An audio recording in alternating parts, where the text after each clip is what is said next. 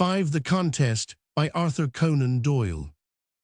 In the year of our Lord, the Emperor Nero, being at that time in the 29th year of his life and the 13th of his reign, set sail for Greece with the strangest company and the most singular design that any monarch has ever entertained. With 10 galleys he went forth from Puteoli, carrying with him great stores of painted scenery and theatrical properties, together with a number of knights and senators, whom he feared to leave behind him at Rome, and who were all marked for death in the course of his wanderings. In his train he took Natus, his singing coach, Cluvius, a man with a monstrous voice who should bawl out his titles, and 1,000 trained youths who had learned to applaud in unison whenever their master sang or played in public.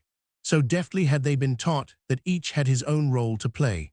Some did no more than give forth a low, deep hum of speechless appreciation. Some clapped with enthusiasm. Some, rising from approbation into absolute frenzy, shrieked, stamped, and beat sticks upon the benches. Some, and they were the most effective, had learned from an Alexandrian a long droning musical note which they all uttered together, so that it boomed over the assembly. With the aid of these mercenary admirers, Nero had every hope, in spite of his indifferent voice and clumsy execution, to return to Rome, bearing with him the chaplets for song offered for free competition by the Greek cities. As his great gilded galley with 2 tiers of oars passed down the Mediterranean, the emperor sat in his cabin all day, his teacher by his side, rehearsing from morning to night those compositions which he had selected, whilst every few hours a Nubian slave massaged the imperial throat with oil and balsam, that it might be ready for the great ordeal which lay before it in the land of poetry and song. His food, his drink, and his exercise were prescribed for him as for an athlete who trains for a contest, and the twanging of his lyre, with the strident notes of his voice, resounded continually from the imperial quarters. Now it chanced that there lived in those days a Grecian goatherd named Polycles, who tended and partly owned a great flock which grazed upon the long flanks of the hills near Heroia, which is 5 miles north of the river Alpheus and no great distance from the famous Olympia. This person was noted over all the countryside as a man of strange gifts and singular character. He was a poet who had twice been crowned for his verses, and he was a musician to whom the use and sound of an instrument were so natural that one would more easily meet him without his staff than his harp. Even in his lonely vigils on the winter hills, he would bear it always slung over his shoulder, and would pass the long hours by its aid, so that it had come to be part of his very self. He was beautiful also, swarthy and eager, with a head like Adonis, and in strength there was no one who could compete with him. But all was ruined by his disposition, which was so masterful that he would brook no opposition nor contradiction. For this reason he was continually at enmity with all his neighbors, and in his fits of temper he would spend months at a time in his stone hut among the mountains, hearing nothing from the world and living only for his music and his goats. One spring morning, in the year of 67, Polycles, with the aid of his boy Doris, had driven his goats over to a new pasturage which overlooked from afar the town of Olympia. Gazing down upon it from the mountain, the shepherd was surprised to see that a portion of the famous amphitheater had been roofed in, as though some performance was being enacted. Living far from the world and from all news, Polycles could not imagine what was afoot, for he was well aware that the Grecian games were not due for 2 years to come. Surely some poetic or musical contest must be proceeding of which he had heard nothing. If so, there would perhaps be some chance of his gaining the votes of the judges, and in any case he loved to hear the compositions and admire the execution of the great minstrels who assembled on such an occasion. Calling to Doris, therefore, he left the goats to his charge and strode swiftly away, his harp upon his back, to see what was going forward in the town. When Polycles came into the suburbs, he found them deserted, but he was still more surprised when he reached the main street to see no single human being in the place. He hastened his steps, therefore, and as he approached the theater, he was conscious of a low, sustained hum which announced the concourse of a huge assembly. Never in all his dreams had he imagined any musical competition upon so vast a scale as this. There were some soldiers clustering outside the door, but Pollicles pushed his way swiftly through them and found himself upon the outskirts of the multitude who filled the great space formed by roofing over a portion of the National Stadium. Looking around him, Pollicles saw a great number of his neighbors, whom he knew by sight, tightly packed upon the benches, all with their eyes fixed upon the stage. He also observed that there were soldiers round the walls, and that a considerable part of the hall was filled by a body of youths of foreign aspect, with white gowns and long hair. All this he perceived, but what it meant he could not imagine. He bent over to a neighbor to ask him, but a soldier prodded him at once with the butt end of his spear and commanded him fiercely to hold his peace. The man whom he had addressed, thinking that Pollicles had demanded a seat, pressed closer to his neighbor, and so the shepherd found himself sitting at the end of the bench, which was nearest to the door. Thence he concentrated himself upon the stage, on which Metas, a well-known minstrel from Corinth and an old friend of Pollicles, was singing and playing without much encouragement from the audience. To Pollicles it seemed that Metas was having less than his due, so he applauded loudly, but he was surprised to observe that the soldiers frowned at him, and that all his neighbors regarded him with some surprise. Being a man of strong and obstinate character, he was the more inclined to persevere in his clapping when he perceived that the general sentiment was against him. But what followed filled the shepherd-poet with absolute amazement. When Metas of Corinth had made his bow and withdrawn to half-hearted and perfunctory applause, there appeared upon the stage, amid the wildest enthusiasm upon the part of the audience, a most extraordinary figure. He was a short, fat man, neither old nor young, with a bull neck and a round, heavy face, which hung in creases in front like the dewlap of an ox. He was absurdly clad in a short blue tunic, braced at the waist with a golden belt. His neck and part of his chest were exposed, and his short, fat legs were bare from the buskins below to the middle of his thighs, which was as far as his tunic extended. In his hair were 2 golden wings, and the same upon his heels, after the fashion of the god Mercury. Behind him walked a negro bearing a harp, and beside him a richly dressed officer who bore rolls of music. This strange creature took the harp from the hands of the attendant and advanced to the front of the stage, whence he bowed and smiled to the cheering audience. This is some foppish singer from Athens, thought Pollicles to himself, but at the same time he understood that only a great master of song could receive such a reception from a Greek audience. This was evidently some wonderful performer whose reputation had preceded him. Pollicles settled down, therefore, and prepared to give his soul up to the music. The blue-clad player struck several chords upon his lyre, and then burst suddenly out into the Ode of Niobe. Pollicles sat straight up on his bench and gazed at the stage in amazement. The tune demanded a rapid transition from a low note to a high, and had been purposely chosen for this reason.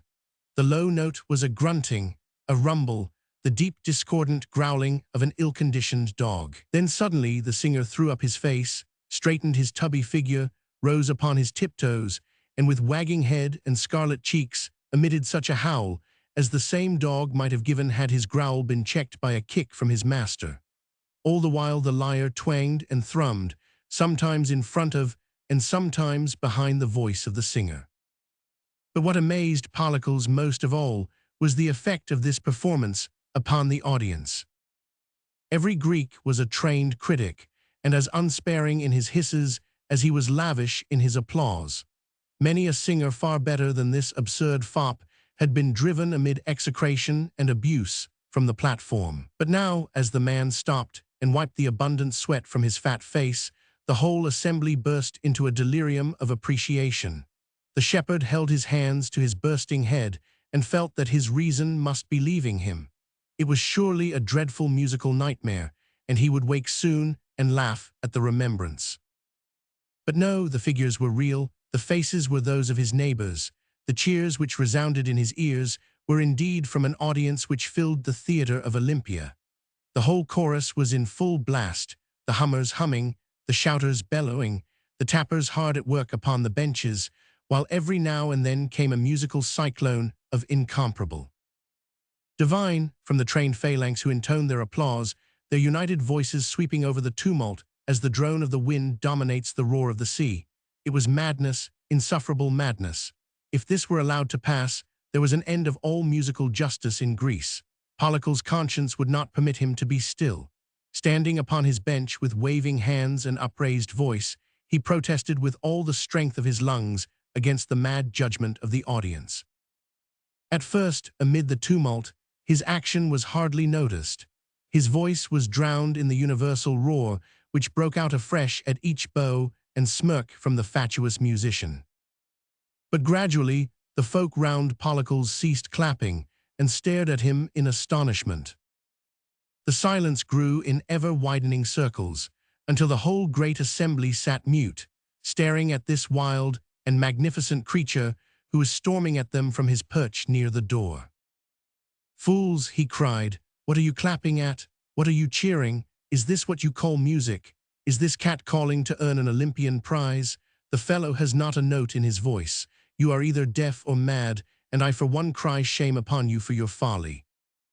Soldiers ran to pull him down, and the whole audience was in confusion, some of the bolder cheering the sentiments of the shepherd, and others crying that he should be cast out of the building. Meanwhile, the successful singer, having handed his lyre to his Negro attendant, was inquiring from those around him on the stage as to the cause of the uproar. Finally, a herald with an enormously powerful voice stepped forward to the front and proclaimed that if the foolish person at the back of the hall, who appeared to differ from the opinion of the rest of the audience, would come forward upon the platform, he might, if he dared, exhibit his own powers, and see if he could outdo the admirable and wonderful exhibition which they had just had the privilege of hearing.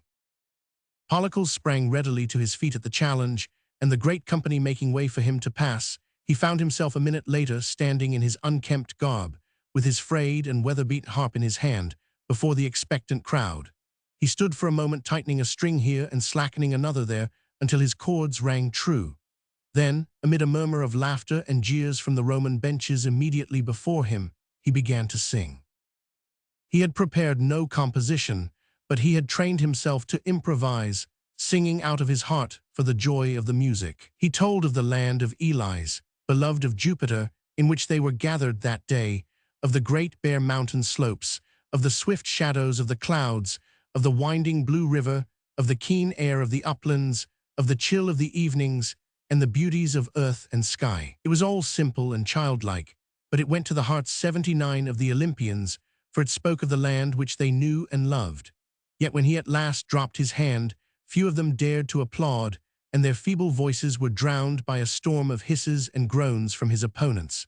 He shrank back in horror from so unusual a reception, and in an instant his blue-clad rival was in his place. If he had sung badly before, his performance now was inconceivable.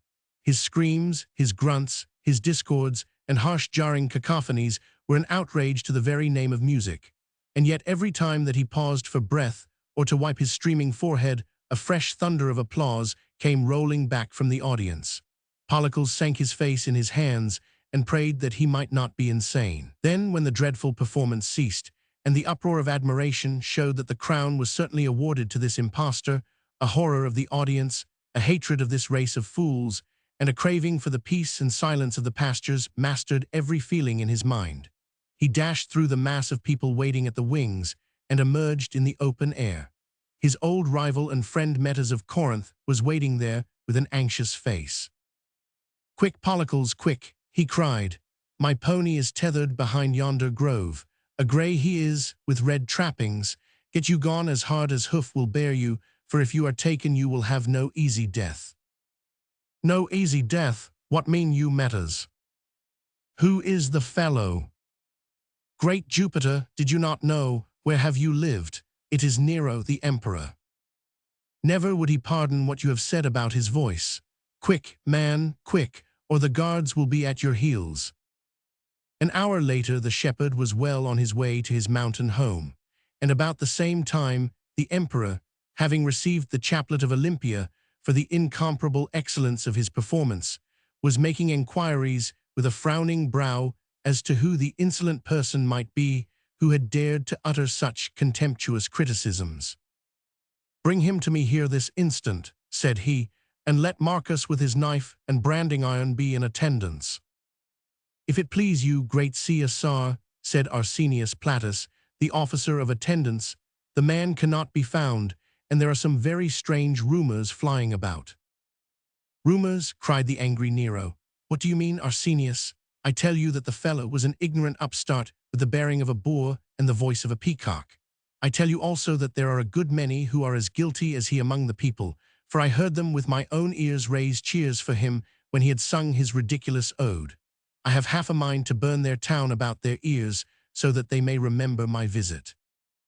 It is not to be wondered at if he won their votes, Caesar, said the soldier, for from what I hear it would have been no disgrace had you, even you, been conquered in this contest. I conquered? You are mad, Arsenius. What do you mean? None know him, great Caesar. He came from the mountains, and he disappeared into the mountains. You marked the wildness and strange beauty of his face.